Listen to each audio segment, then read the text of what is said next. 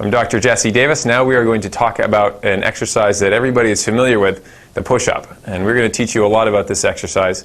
And the first thing that we're going to teach you is that the push-up is actually a core exercise at the root of it. Everybody knows it's about your chest and arms, etc. This is really a core exercise. And so, as with everything else we've done up until now, the key is being able to stabilize and have a strong, stable core while you're doing that exercise. So I'm going to have Dr. Franson is going to do a demo for me. I'm going to show you how really the easiest and best way to check yourself to make sure that you're doing this properly.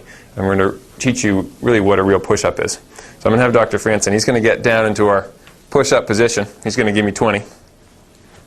So the core position inside your body, if you're looking at it from the side, there's a series of arcs. So in the neck, there's an arc forward. In the mid-back, there's an arc backward. In the lower spine, there's an arc forward. But when you look at him, and I'm going to have it come all the way down to the ground, just so that everything's on the ground, from the outside, it's going to look straight, all in one line. So what you'll see is that Doc has his nose on the ground. He has his chest, abdomen, hips, thighs, all flat on the ground, right?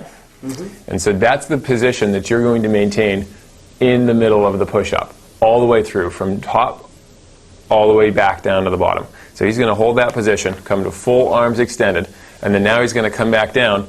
As he drops down, he's going to come all the way down to the ground, so everything touches, and then he's going to come up.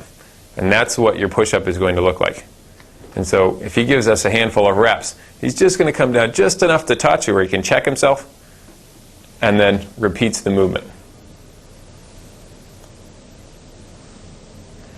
Now, a couple of things that you'll see, and this is best to have someone check you while you're doing it, things that are problems or very common challenges that people have. So I'll have you come down and do it one more time, are things like what's called the pike, where the rear end comes way up into the ground, like this.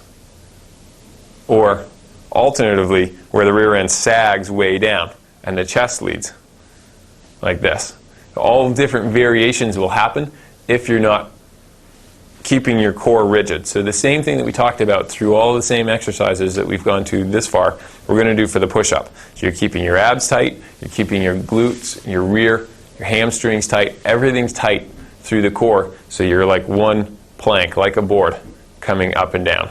And one variation, if you're not strong enough to do this in this position, is to actually go from your knees. So everything else is going to be the same, but instead of the toes being on the ground, the knees are going to be the contact point. And it's a really good thing to do here is to have a small pad under the knees, but same thing. Still going to keep the core rigid, come all the way down, and then check yourself, make sure everything's rigid and tight, come all the way up. And as you can see how he's using a full range of motion. You always want to encourage a full, normal, healthy range of motion of all the joints, just like that. And so that's a variation working up to the full expression of the push-up. So that, in terms of the push-up, is really a core exercise. And absolutely it's going to strengthen your upper body, but it really doesn't matter how strong your upper body is. If you are not strong enough to stabilize the core, you're never going to be able to properly utilize that strength. So keep it up.